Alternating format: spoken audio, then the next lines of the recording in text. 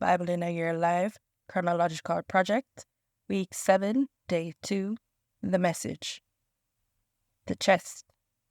Bezalel made the chest using acacia wood. He made it 3 3/4 feet long and 2 1/4 feet wide and deep. He covered it inside and out with a veneer of pure gold and made a molding of gold all around it. He cast 4 gold rings and attached them to its 4 feet, 2 rings on one side and 2 rings on the other. He made poles from acacia wood, covered them with a veneer of gold, and inserted the poles for carrying the chest into the rings on the sides. Next, he made a lid of pure gold for the chest, an atonement cover 3 3/4 feet long and 2 1/4 feet wide. He sculpted 2 winged angel cherubim out of hammered gold for the ends of the atonement cover, 1 angel at one end and 1 angel at the other. He made them of one piece with the atonement cover. The angels had outstretched wings and appeared to hover over the atonement cover, facing one another but looking down on the atonement cover. The table. He made the table from acacia wood. He made it 3 feet long, 1 1/2 feet wide, and 2 1/4 feet high. He covered it with a veneer of pure gold and made a molding of gold all around it. He made a border a handbreadth width all around it and a rim of gold for the border. He cast 4 rings of gold for it and attached the rings to the 4 legs parallel to the tabletop. They will serve as holders for the poles used to carry the table. He made the poles of acacia wood and covered them with a veneer of gold. They will be used to carry the table. Out of pure gold, he made the utensils for the table, its plates, bowls, jars, and jugs used for pouring. The lampstand. He made a lampstand of pure hammered gold, making its stem and branches, cups, calyxes, and petals all of one piece. It had 6 branches, 3 from one side and 3 from the other, 3 cups shaped like almond blossoms with calyxes and petals on one branch, 3 on the next, and so on, the same for all 6 branches. On the main stem of the lampstand, there were 4 cups shaped like almonds with calyxes and petals, a calyx extending from under each pair of the 6 branches. The entire lampstand with its calyxes and stems was fashioned from one piece of hammered pure gold. He made 7 of these lamps with their candle snuffers, all out of pure gold. He used a 75-pound brick of pure gold to make the lampstand and its accessories. The altar of incense. He made an altar for burning incense from acacia wood. He made it 1.5 feet square and 3 feet high, with its horns of one piece with it. He covered it with a veneer of pure gold, its top, sides, and horns, and a gold molding around it, with 2 rings of gold beneath the molding. He placed the rings on the 2 opposing sides to serve as holders for poles by which it will be carried. He made the poles of acacia wood and covered them with a veneer of gold. He also prepared with the art of a perfumer the holy anointing oil and the pure aromatic incense. The altar of whole burnt offering. He made the altar of whole burnt offering from acacia wood. He made it 7.5 feet square and 4.5 feet high. He made horns at each of the 4 corners. The horns were made of one piece with the altar and covered with a veneer of bronze. He made from bronze all the utensils for the altar, the buckets for removing the ashes, shovels, basins, forks, and fire pans. He made a grate of bronze mesh under the ledge halfway up the altar. He cast 4 rings at each of the 4 corners of the bronze grating to hold the poles. He made the poles of acacia wood and covered them with a veneer of bronze. He inserted the poles through the rings on the 2 sides of the altar for carrying it. The altar was made out of boards. It was hollow. The wash basin. He made the bronze wash basin and its bronze stand from the mirrors of the women's work group who were assigned to serve at the entrance of the tent of meeting, the courtyard. And he made the courtyard. On the south side, the hangings for the courtyard, woven from fine twisted linen, were 150 feet long, with their 20 posts and 20 bronze bases, and fastening hooks and bands of silver. The north side was exactly the same. The west end of the courtyard had 75 feet of hangings with 10 posts and bases, and fastening hooks and bands of silver. Across the 75 feet at the front, or east end, were 22.5 feet of hangings, with their 3 posts and bases on one side, and the same for the other side.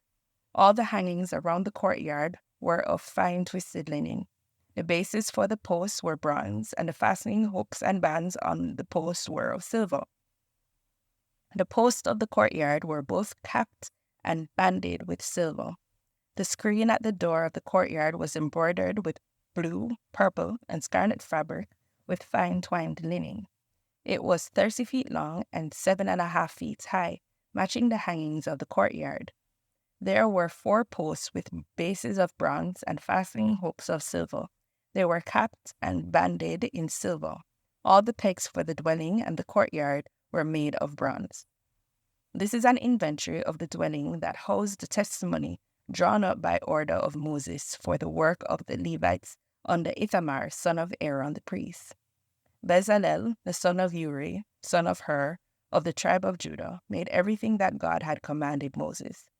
Working with Bezalel was Aholiab, the son of Ahisamach, of the tribe of Dan, an artisan, designer, and borderer in blue, purple, and scarlet fabrics and fine linen. Gold. The total amount of gold used in the structure of the sanctuary, all of it contributed freely, weighed out at 1,900 pounds according to the sanctuary standard. Silver.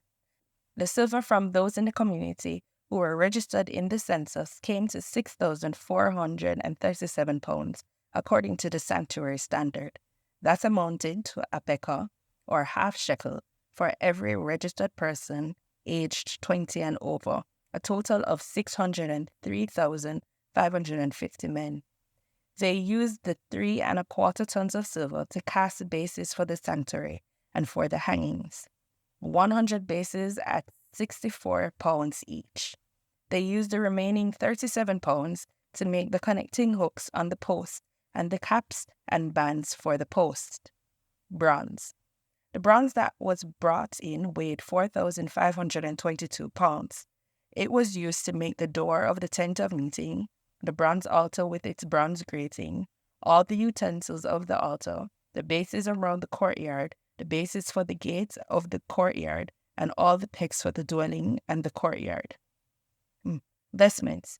Using the blue, purple, and scarlet fabrics, they made the woven vestments for ministering in the sanctuary.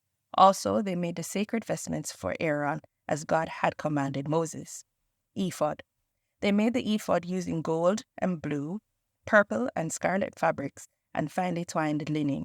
They hammered out gold leaf and sliced it into threads that were then worked into designs in the blue, purple, and scarlet fabric and fine linen. They made shoulder pieces fastened at the 2 ends. The decorated band was made of the same material, gold, blue, purple, and scarlet material, and of fine twined linen, and of one piece with it, just as God had commanded Moses. They mounted the onyx stones in a setting of filigreed gold and engraved the names of the sons of Israel on them, then fastened them on the shoulder pieces of the ephod as memorial stones for the Israelites, just as God had commanded Moses. Breastpiece. They made a breastpiece designed like the ephod from gold, blue, purple, and scarlet material and fine twined linen. Doubled the breastpiece was 9 inches square. They mounted 4 rows of precious gemstones on it. First row, carnelian, topaz, emerald. Second row, ruby, sapphire, crystal. Third row, jacinth, agate, amethyst. Fourth row, beryl, onyx, jasper. The stones were mounted in a gold filigree. The 12 stones corresponded to the names of the sons of Israel. 12 names engraved on a seal, one for each of the 12 tribes. They made braided chains of pure gold for the breastpiece, like cords. They made 2 settings of gold filigree and 2 rings of gold, and put the 2 rings at the 2 ends of the breastpiece, and fastened the 2 ends of the cords to the 2 rings at the end of the breastpiece. Then they fastened the cords, the settings of filigree, attaching them to the shoulder pieces of the ephod in front. Then they made 2 rings of gold and fastened them to the 2 ends of the breastpiece on its side edge facing the ephod. They made 2 more rings of gold and fastened them in the front of the ephod to the lower parts of the 2 shoulder pieces, near the seam above the decorated band of the ephod. The breastpiece was fastened by running a cord of blue through its rings to the rings of the ephod, so that it rested securely on the decorated band of the ephod and wouldn't come loose, just as God had commanded Moses. Robe. They made a robe for the ephod entirely of blue. The opening of the robe at the center was like a collar, the edge hemmed so that it wouldn't tear. On the hem of the robe, they made pomegranates of blue, purple, and scarlet material and fine twined linen. They also made bells of pure gold and alternated the bells and pomegranates, a bell and a pomegranate, a bell and a pomegranate, all around the hem of the robe that was worn for ministering, just as God had commanded Moses. They also made the tunics of fine linen, the work of a weaver, for Aaron and his sons, the turban of fine linen, the linen hats, the linen underwear made of fine twined linen, and sashes of fine twined linen, blue, purple, and scarlet material, and embroidered, just as God had commanded Moses. They made the plate, the sacred crown, of pure gold and engraved on it as on a seal, holy to God. They attached a blue cord to it and fastened it to the turban, just as God had commanded Moses.